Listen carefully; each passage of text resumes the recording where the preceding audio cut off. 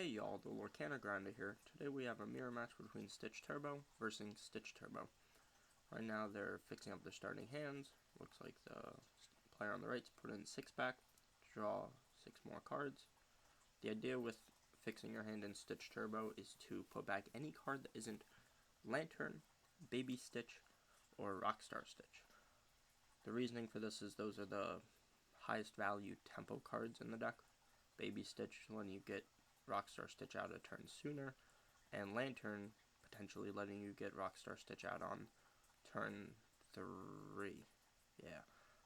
The ideal opening hand is to get all 3, because then you can play Rockstar Stitch on your 3rd turn, and on your 4th turn you're able to combo and gain all the value that Rockstar Stitch can do. So it looks like they're all set. Shuffling up, giving it to the opponent to cut. Gonna roll to see who goes first. High 10 from the player on the left. Let's see what player on the right rolls. 8. Not good enough, so player on the left is most likely gonna go first. Looking at their starting hands, making some plays, see what they can do.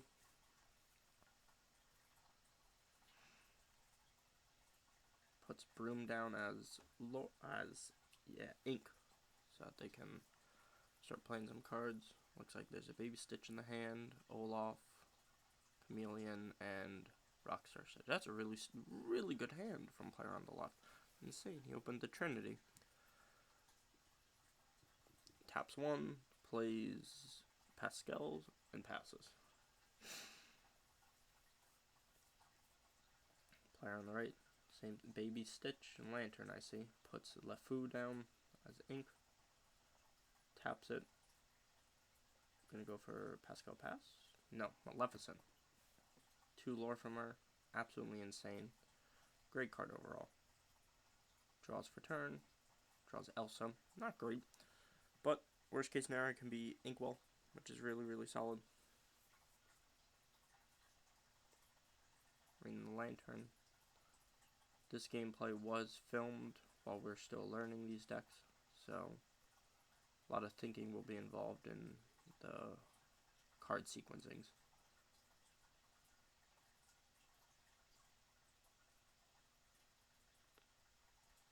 Mini down as ink. Thinking what play they're going to do. Looks like taps 2, plays Lantern. Yeah. Yep. Lantern lets you tap it and then play your next creature at 1 less cost. So if this is the case of a 1-drop, you're able to play it for free. If it's a 2-drop, you're able to play it for 1, so on and so forth. So essentially just an extra Inkwell. So getting out early is very good. And then they're able to quest the Pascal for free because he has evasion now that Olaf's on the field. So unless if I have a Pascal, I can't attack it. So he's going to gain at least 2 lore. 1 from this turn and then 1 from next turn, because even if I put a Pascal on the field, can't do anything with him. Same thing, Lantern, taps 2. At least keeps up the tempo here, which is really solid. Taps Lantern, plays Baby Stitch, and then does Maleficent for 2 lore. Yeah. Very good card. It's I think it's the only 1 cost that actually gives you 2, which is insane. Draws for turn. Thinking what play they want to do.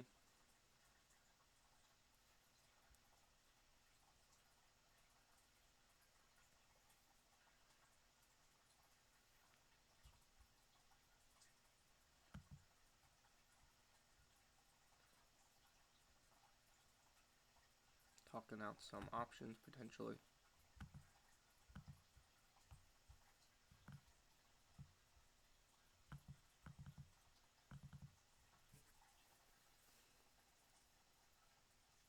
Looks like they're questing Pascal. Oh, maybe not.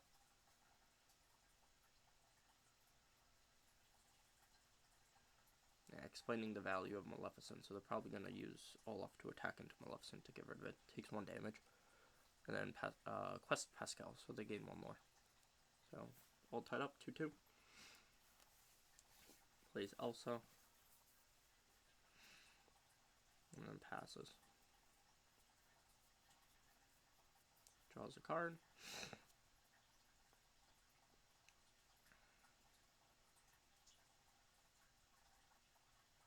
Minnie Mouse has Inkwell. Taps 2. Plays Yzma. Yzma very good for cycling through cards, getting tempo, which is what the right player needs.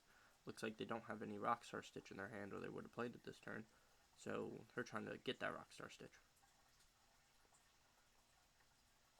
Attacks Stitch into Olaf to wipe it out. Takes 1 damage.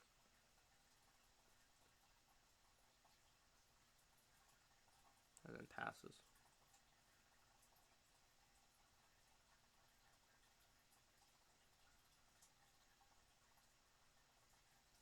Reading Pascal. See what he does. That evasion, once again, makes it so that he can just keep gaining free lore without any consequences, really.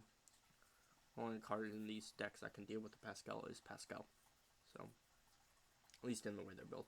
Obviously, if you're playing against different versions, so like Ruby, Ramp, or whatever, there's other guys that have evasion that can do it. Or if you're playing a steel deck, the Lion guy has evasion when he challenges, so he's able to deal with Pascal. Other than that, Pascal is a very threatening character that can just keep gaining advantage.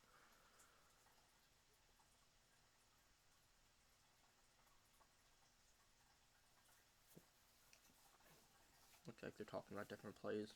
Whole point of these matches is to just learn the game, get better, keep test playing, figuring out the decks, and become perfect at them. So that when the card game comes out, hopefully we can be on top of the meta and understand what's going on. So, talking in matches, they're not most competitive right now, but they help with learning sequencings and becoming better players overall. Taps 2, puts another Lantern down. Lantern can only be used for creatures, so that's probably what they're talking about here. So now he has 3 that he can put down another creature card. Lantern's a great card. The only thing that sucks about it is the fact that it can't be used as Inkwell. If it was able to be used as Inkwell, it would be practically the perfect card because it would never be dead.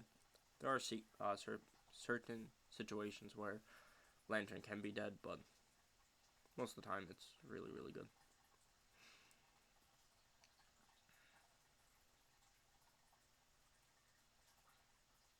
Think of what they can attack. Elsa can exert something so that things can be dealt with, but since Pascal's the only guy that's able to attack, none of my dudes can really be dealt with currently. Elsa's more there for a large character that will come on that you need to deal with, like a Rockstar Stitch potentially, because Rockstar Stitch you never really want to quest or attack with until you need to, because anytime you tap it, it just makes it vulnerable, and having your best character vulnerable is not good.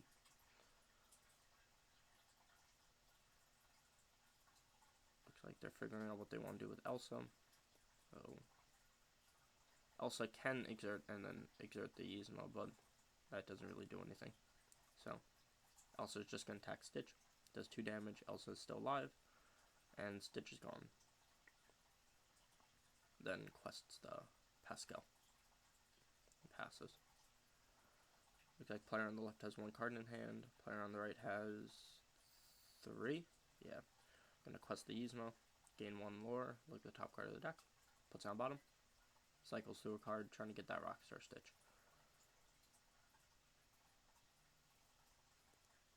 This game's really gonna be decided by whoever can put Rockstar Stitch on the field first.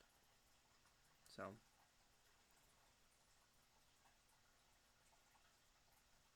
plays Baby Stitch, looks like, and then plays Maleficent. So getting a lot of low creatures, then puts a card in Inkwell. Didn't get to see it, but that's okay.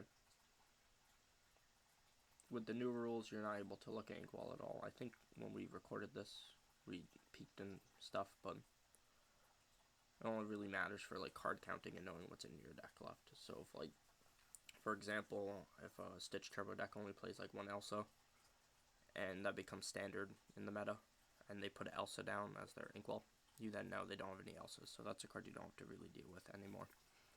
So simple stuff like that. But once it's down, you can't look at it. So these are mental notes you have to keep for later in the game. There he is, Rockstar Stitch. Player on the left has huge advantage here.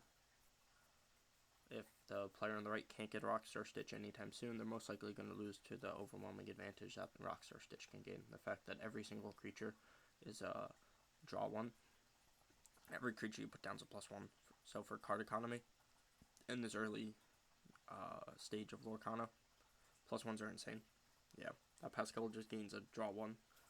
So they keep the same amount of cards in hand, keep follow-up, and they're just able to potentially combo next turn.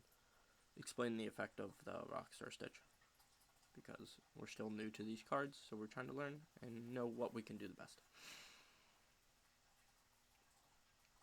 And yeah, explaining that you have to tap the character to draw a card off Rockstar Stitch. That Stitch can do stuff because it was on a baby Stitch, so he's able to gain 4 lore. If he does so, it opens up to Rockstar Stitch being able to be attacked. So most likely not going to do that here.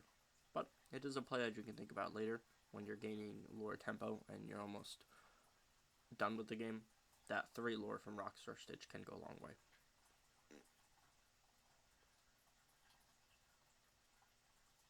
Untapped, draws for turn. Yeah, player on the right only has 1 card in hand. He's very, very behind. Doesn't have the Rockstar Stitch in cycle, so can't really do much. Plays another Lantern. Most likely just going to quest the Maleficent. And probably quest Baby Stitch just to keep on advantage tempo. Lower tempo, my bad. There's a theory in this game where you can use lore as advantage, where even if you don't have a lot of card economy, you can use the fact that your characters produce lore every turn as a deterrent for them to having to attack your guys.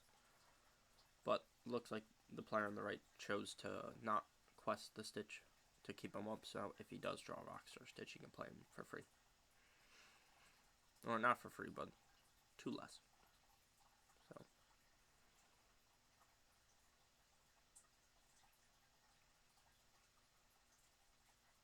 plays Sorcerer Mickey for 4.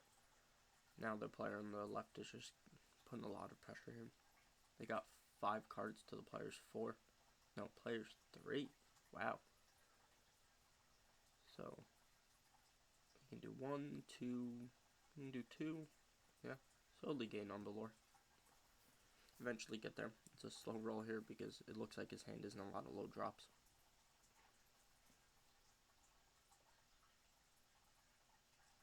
In later versions of the deck, Sorcerer Mickey is taken out because a 4-drop doesn't do anything for comboing with Rockstar Stitch, and he's replaced with low-cost creatures so that all your creatures can gain advantage off Rockstar Stitch. Puts a card in the Inkwell, most likely will, looks like it's LeFou, and then just quest the Pascal, gain 1, and then pass.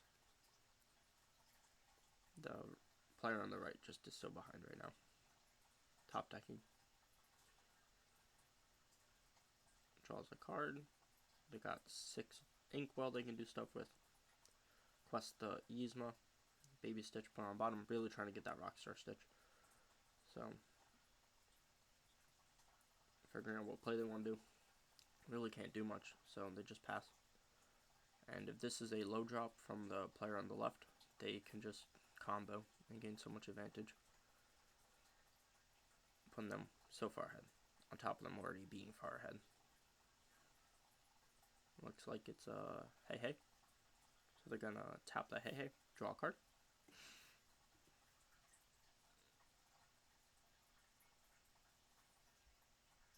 Yep. Draw that card. They still got lots of ink to play with. They drew Moana, which stops the combo, but puts a lot of lower pressure. The fact that they're able to play her, which looks like 1, 2, 3, 4. Yep, perfect. The amount to play her. They can just keep questing her and gain 3 lore every turn, putting the opponent on the clock, which they're already behind with top decking, so essentially making the opponent get the Rockstar Stitch sooner than later, and if they don't, they lose. beats the Yzma with Sorcerer Mickey, so that I don't have any more ways to cycle. Cuts off my quickest way to Rockstar Stitch, which isn't much, but it's the only way I had. And then quest the Pascal. One for Pascal.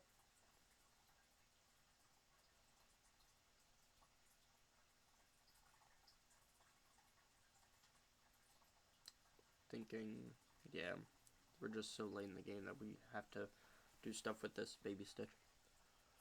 Looks like we're gonna crash the Baby Stitch into the... Oh, maybe not.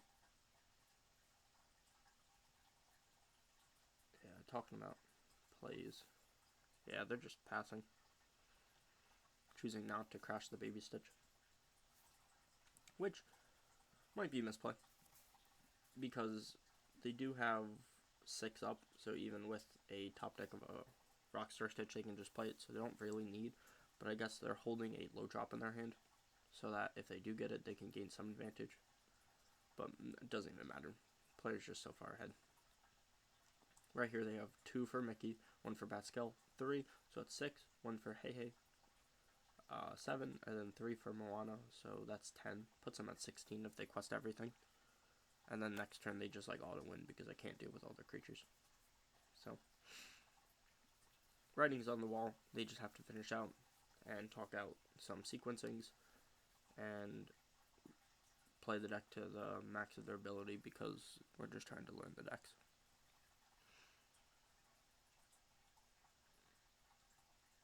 But yeah, 1, 2, 3, 4.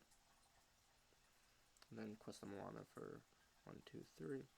And even if they want to, we can do the Rockstar Stitch. But with Maleficent being there, being 1, 2, Mickey being 3, 4, 5 for Pascal, 6 for Hey Hey, they have 9 up without having to do it. So the only things they can deal with is Pascal into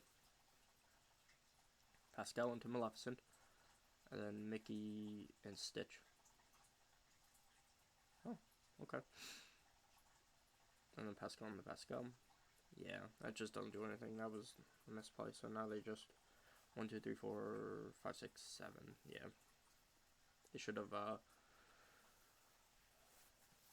Stitch into Mickey and then Pascal into Maleficent, losing 4, but they would still have 1, 2, 2, 5, 5, 8. So it didn't matter. Yeah, no matter what the player on the right did, they couldn't do anything. So player on the left just gonna play out their turn, continue to learn the deck, do some style points on the opponent, and once they quest all their dudes, the game's gonna be over. Baby Stitch, exert, draw a card.